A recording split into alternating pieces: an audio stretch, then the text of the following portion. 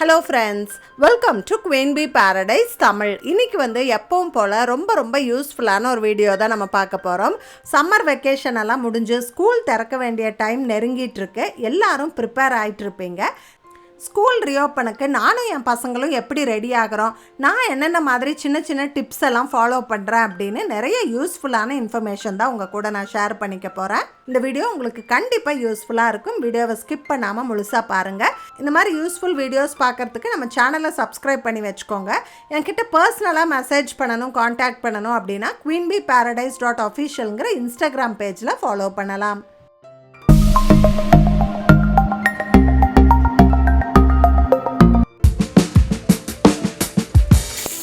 School reopen ஆக போகுது, எல்லாம் ரெடி ஆகிட்ருப்பீங்க. புது புக்கெல்லாம் வாங்கியாச்சா? அட்டை போட ஸ்டார்ட் பண்ணிட்டீங்களா? நம்ம புக்குக்கு அட்டை போடும் போது அந்த கரெக்டான சைஸ் பார்த்து கட் பண்ணுறது, பின் அடிக்கிறதெல்லாம் கொஞ்சம் சிரமமான வேலை, ரொம்ப டைம் எடுக்கும். இதுக்கு ஏதாவது ஈஸியான மெத்தட் வேணும்னு நினச்சிங்கன்னா இந்த ரெடிமேட் புக் கவர்ஸ் நீங்கள் ட்ரை பண்ணலாம். இது ஒரு டிரான்ஸ்பரண்ட் கவரு, இந்த மாதிரி பேட்டர்னோட வரும். இது செல்ஃப் அடிசிவ் புக் கவரு. இது கவர் போடுறதுக்கு தகுந்த மாதிரி ஏற்கனவே கட் பண்ணி வச்சுருப்பாங்க. ஒவ்வொரு சைஸ்லேயுமே 10 ஷீட் இருக்குது. இதை வச்சு அட்டை போடுறது ரொம்ப ஈஸி. எப்படி போடுறது அப்படின்னு பார்க்கலாம். ஃபஸ்ட்டு நம்ம எந்த புக்கு கவர் போட போகிறோமோ அந்த புக்கை வச்சு நம்ம சைஸ் கரெக்டாக இருக்கான்னு பார்த்துக்கணும். இது கொஞ்சம் அந்த புக்கை விட பெருசாக இருக்குது. அதனால் இந்த பெருசாக இருக்கிற இடத்த மட்டும் நான் மார்க் பண்ணிக்கிறேன். இப்போ நம்ம மார்க் பண்ண இடத்த நம்ம கட் பண்ணி எடுத்துடலாம். இப்போ நம்ம புக்கோட கரெக்டான சைஸில் இருக்குது. இது செல்ஃப் அடிசிவ் கவரு. லேபிள் மாதிரி உள்ளே ஃபுல்லாகவே கம் இருக்கும். இப்போ இந்த பேப்பரை எடுத்துட்டு நம்ம எப்பயும் கவர் போடுற மாதிரி போடணும். ஆனால் நம்ம பின்னெல்லாம் அடிக்க தேவையில்லை, அது தானாகவே ஒட்டிக்கும். இது செல்ஃப் அடிசிவ் கவரு. இதே போல் இன்னொரு சைடும் கவர் போட்டுடலாம். அவ்வளோதான். ஜஸ்ட் ஃபியூ செகண்ட்ஸில் நம்ம நோட்டுக்கு கவர் போட்டுட்டோம். இது மேலே லேபிள் ஒட்டி நம்ம பேர் எழுதிக்கலாம். அவ்வளோதான். ஸோ இந்த மாதிரி நம்ம கவர் போடும்போது அந்த கட் பண்ணுற டைமு, பின் அடிக்கிற டைமெல்லாம் நம்மளுக்கு ரொம்பவே சேவ் ஆகும். ஈஸியாக கவர் போட்டுடலாம். ட்ரை பண்ணி பாருங்கள். இந்த ப்ராடக்ட் நான் அமேசானில் தான் வாங்கினேன். லிங்க் டிஸ்கிரிப்ஷன் பாக்ஸ்லேயும் பின்டு கமெண்ட்லேயும் கொடுத்துருக்கேன், செக் பண்ணி பாருங்கள். இந்த வீடியோவை நிறைய பேரண்ட்ஸ் பார்த்துட்ருப்பீங்க. உங்கள் வீட்டில் ஸ்கூல் போகிற குழந்தைங்க இருப்பாங்க. நிறைய பசங்க நல்லா படிப்பாங்க, ஆனால் மேத்ஸ்னால் மட்டும் ரொம்ப அலர்ஜியாக இருக்கும். அந்த மேத் ஃபார்முலா, கால்குலேஷன் எல்லாம் புரிஞ்சுக்க ரொம்பவே சிரமப்படுவாங்க. மேத்ஸில் மட்டும் ரொம்ப வீக்காக இருப்பாங்க. அந்த மாதிரி ப்ராப்ளம் இருக்குது அப்படின்னா உங்களுக்கு பான்சூ மேத் லேர்னிங் பிளாட்ஃபார்ம் ரொம்ப யூஸ்ஃபுல்லாக இருக்கும். பான்சூவில் மேத்தை எப்படி விஷுவலாக ப்ராக்டிக்கலாக கற்றுக்கிறதுன்னு டிஃப்ரெண்ட் மெத்தட்ஸ் சொல்லித்தராங்க.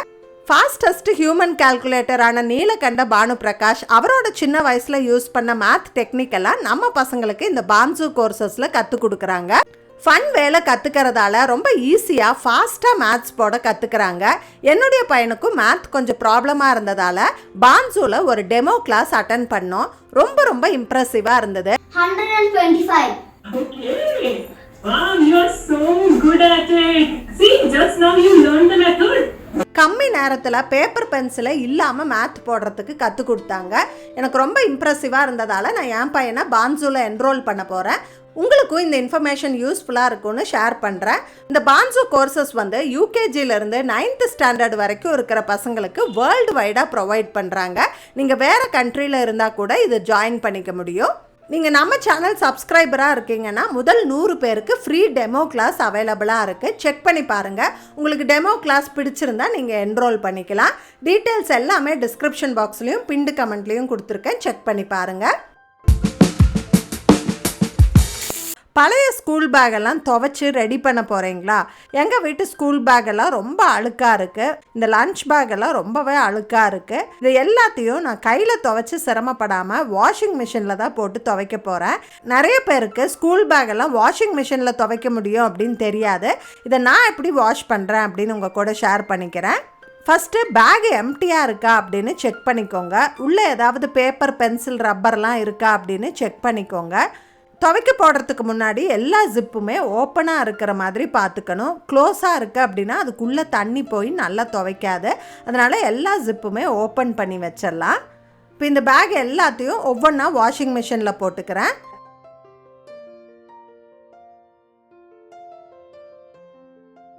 இந்த டிட்டர்ஜென்ட் கம்பார்ட்மெண்ட்டில் 1 ஸ்பூன் அளவு வாஷிங் சோடா போட்டுக்கிறேன்.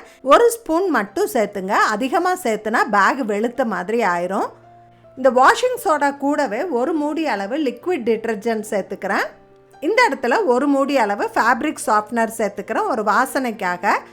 இப்போ க்ளோஸ் பண்ணி நான் வந்து அவுட்டோர் கேர் அப்படிங்கிற மோடில் செட் பண்ணுறேன். துணி துவைக்கிற மாதிரியே தான் துவைச்சிட்ருக்கேன். இதை ஓப்பன் பண்ணி பார்க்கலாம். பேக்கெல்லாம் நல்லா ஃப்ரெஷ்ஷாக வாசனையாக இருக்குது. நம்ம கையில் துவைச்சி காய வைக்கும் போது அது ரொம்ப ஈரமாக இருக்கும். சுத்தமாக காயறதுக்கு மினிமம் 2 நாளாவது ஆகும். ஆனால் மெஷினில் துவைக்கும் போது சுத்தமாக பிழிஞ்சு நல்லா ட்ரையாக வெளியில் வரும். இது காயறதுக்கு ஜஸ்ட் அரை நாள் இருந்தாலே போதும், நல்லா காஞ்சிரும். பேக்கே பார்த்திங்கன்னா அந்த அழுக்கெல்லாம் எதுவும் இல்லாமல் நல்லா ஃப்ரெஷ்ஷாக வாசனையாக இருக்குது. இந்த கீழ்ப்பக்கம்லாம் ரொம்ப அழுக்காக இருந்தது. இந்த லன்ச் பேக்கெல்லாம் ரொம்பவே அழுக்காக இருந்தது. இந்த அழுக்கெல்லாம் சுத்தமாக போயிட்டு பார்க்கவே நல்லா ஃப்ரெஷ்ஷாக இருக்குது. இந்த இன்சுலேட்டட் லன்ச் பேக்கு உள்ளே வந்து எதுவுமே ஆகலை, அழுக்கெல்லாம் க்ளீன் ஆகிருக்கு, அவ்வளோதான். ஸோ இந்த மெத்தடில் பேக் வாஷ் பண்ணுறது ரொம்பவே ஈஸியாக இருக்கும். இந்த டிப்பு உங்களுக்கு யூஸ்ஃபுல்லாக இருந்ததா அப்படின்னு கமெண்ட்ஸில் சொல்லுங்கள்.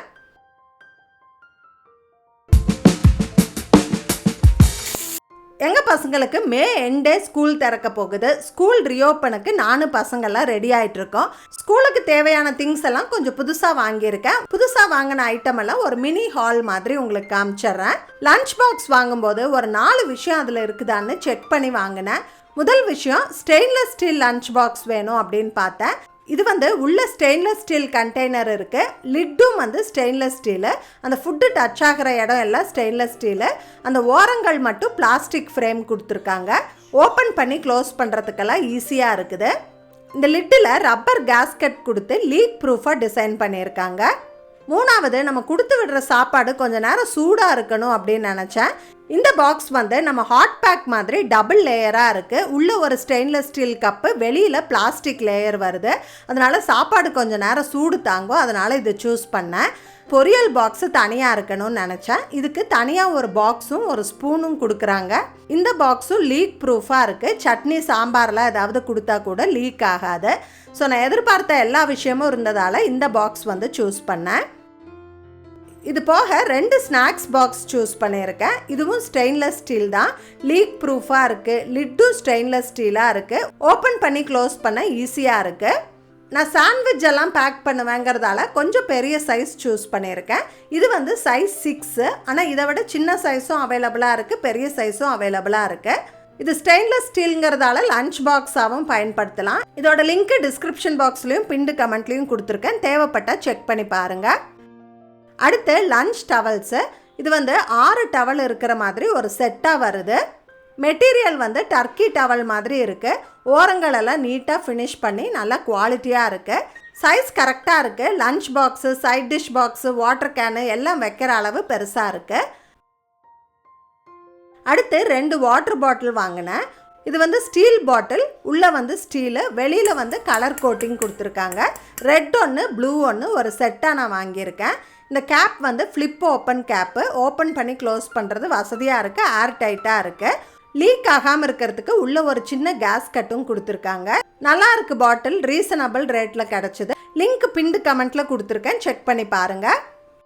அடுத்து லன்ச் பேகு. இது வந்து பிளாக் கலரில் ஃப்ளெமிங்கோ பிரிண்ட் போட்ட மாதிரி பார்க்குறதுக்கே ரொம்ப அட்ராக்டிவாக இருக்குது. இது வந்து இன்சுலேட்டட் லன்ச் பேகு. உள்ளே ஒரு எக்ஸ்ட்ரா லேயர் இருக்குது. அதனால் சாப்பாடு கொஞ்சம் சூடு தாங்கும். அது மட்டும் இல்லை, ஏதாவது லீக் ஆகிட்டா கூட இது பேக்கை விட்டு வெளியில் வராது. ஹேண்டிலெல்லாம் நல்லா ஸ்டிச் பண்ணியிருக்காங்க, குவாலிட்டி நல்லா இருக்குது. Tiffin box, towel, snacks box எல்லாமே வைக்கிறதுக்கு ஸ்பேஷியஸாக இருக்குது. இதில் வந்து முன்னாடி ஒரு சின்ன பவுச் கொடுத்துருக்காங்க. ஆனால் இதில் ஜிப்பு, வெல்க்ரோ அந்த மாதிரி எதுவுமே இல்லை. அது ஒன்று தான் இதில் ட்ராபேக்கு. இதுக்கு ஒரு ஜிப்பு கொடுத்துருந்தாங்கன்னா நல்லா இருந்திருக்கும்.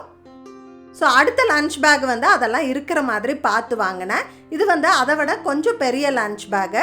ஸ்டிச் குவாலிட்டி, ஹேண்டில் எல்லாம் நல்லா இருக்குது. இதுவும் இன்சுலேட்டட் லன்ச் பேக் தான், சூடு தாங்கும், லீக் ப்ரூஃபு. இந்த முன்னாடி இருக்கிற பவுச்சுக்கும் ஜிப்பு கொடுத்துருக்காங்க. இதில் ஸ்பூனு, சாக்லேட் ஏதாவது பேக் பண்ணோம் அப்படின்னா நம்ம ஜிப்பு போட்டு க்ளோஸ் பண்ணிக்கலாம். இது ஆஃபீஸ் லன்ச் பேக்காக கூட யூஸ் பண்ணலாம். சைஸ் நல்லா பெருசாக இருக்குது, ஸ்பேஷியஸாக இருக்குது. இது கூட ரொம்ப முக்கியமான ஒரு பொருள் ஒன்று வாங்கினேன். இது வந்து க்ளீனிங் ப்ரஷ்ஷு. இதில் 3 விதமான அட்டாச்மெண்ட் வருது. ஒரு பெரிய ப்ரஷ் வருது, இதை திருப்புனா உள்ள ஒரு குட்டி ப்ரஷ்ஷும் இருக்குது. இந்த சைடு வந்து பாட்டில் கிளீனிங் அட்டாச்மெண்ட்டோட வருது. இது எதுக்கு யூஸ் பண்ணுறதுன்னு பார்த்தா, இந்த பாட்டிலோட வாய் பகுதியெல்லாம் இந்த மாதிரி தேய்ச்சி க்ளீன் பண்ணுறதுக்கு ரொம்ப வசதியாக இருக்கும். இந்த குட்டி ப்ரஷ் வந்து சின்ன சின்ன இடுக்குகளெல்லாம் க்ளீன் பண்ணுறதுக்கு ரொம்பவே யூஸ்ஃபுல்லாக இருக்கும். இந்த டிஃபன் பாக்ஸோட கேஸ்கட் எல்லாம் அப்பப்போ க்ளீன் பண்ணுறதுக்கு ரொம்ப வசதியாக இருக்கும். இந்த ப்ரஷ் வந்து water bottle tiffin box clean பண்ணுறதுக்கு ஒரு மஸ்ட் ஹேவ் அப்படின்னு நான் சொல்லுவேன். இதோட லிங்க்கும் பின்டு கமெண்ட்டில் கொடுத்துருக்கேன், செக் பண்ணி பாருங்கள். இந்த லஞ்ச் பாக்ஸ் எல்லாம் லீக் ப்ரூஃபாக இருக்கணும்னு சொல்லி இந்த மாதிரி கேஸ்கட் இருக்கிற லஞ்ச் பாக்ஸ் தான் இப்போல்லாம் நம்ம ப்ரிஃபர் பண்ணுறோம். ஆனால் இதையெல்லாம் கழட்டி அடிக்கடி க்ளீன் பண்ணுறோமா அப்படின்னு கேட்டால் கிடையாது. மேலே இருந்து பார்த்தா இதெல்லாம் க்ளீனாக இருக்கிற மாதிரி தான் இருக்கும். ஆனால் இதை வந்து ஒரு பின்னோ சிசரோ வச்சு இப்படி வெளியில் எடுத்து பாருங்கள், உள்பக்கம் ஃபுல்லாக கருப்பாக இருக்கும். இதெல்லாம் வந்து ஃபங்கஸ்ஸு.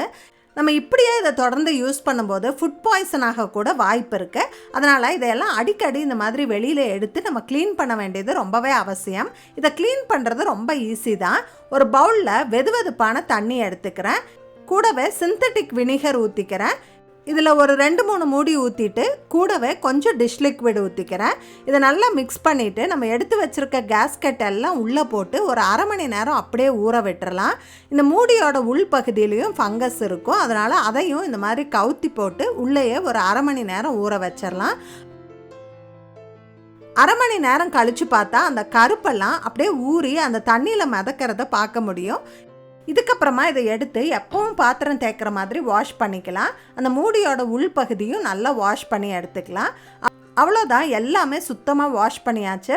வாரத்துக்கு ஒரு முறை இதை கட்டாயம் செய்யுங்க. பசங்களுக்கு கொடுத்து விடுற டிஃபன் பாக்ஸ் எல்லாம் நல்லா க்ளீனாக ஃப்ரெஷ்ஷாக இருக்கும். போன வருஷம் யூஸ் பண்ண யூனிஃபார்ம் எல்லாம் சைஸ் கரெக்டாக தான் இருக்குது, அதனால் இந்த வருஷம் யூஸ் பண்ணலான்னு நினைக்கிறீங்களா?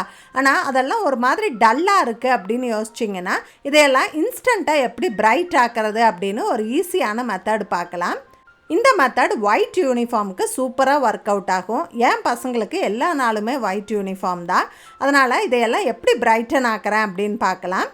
ஒரு பக்கெட்டில் அரை பக்கெட் அளவு வெதுவெதுப்பான தண்ணி எடுத்துக்கோங்க. இதில் கொஞ்சமாக லிக்விட் டிட்டர்ஜென்ட், கொஞ்சம் பேக்கிங் சோடா, கூடவே ஒரு 2-3 மூடி ஹைட்ரஜன் பெராக்சைடு வந்து ஆட் பண்ணிக்கலாம். இது அமேசானில் அவைலபிளாக இருக்குது, லிங்க் டிஸ்கிரிப்ஷன் பாக்ஸில் கொடுத்துருக்கேன். நல்லா மிக்ஸ் பண்ணிவிட்டு வெள்ளை யூனிஃபார்ம் எல்லாத்தையும் போட்டு ஊற வைக்கிறேன். இதை நல்லா ஒரு 1 மணி நேரம் ஊற விட்டுறலாம். ஊறினதுக்கப்புறமா இதை நல்லா பிழிஞ்சு எடுத்து வாஷிங் மிஷினில் போட்டுடலாம். இந்த தண்ணியோட கலர் எவ்வளோ மாறி போயிருக்குன்னு பாருங்கள். இப்போ வாஷிங் மிஷினில் லிக்விட் டிட்டர்ஜென்ட், ஃபேப்ரிக் சாஃப்ட்னர் எல்லாம் ஊற்றிட்டு இதிலேயே நான் நீலம் கலந்து ஊற்ற போகிறேன்.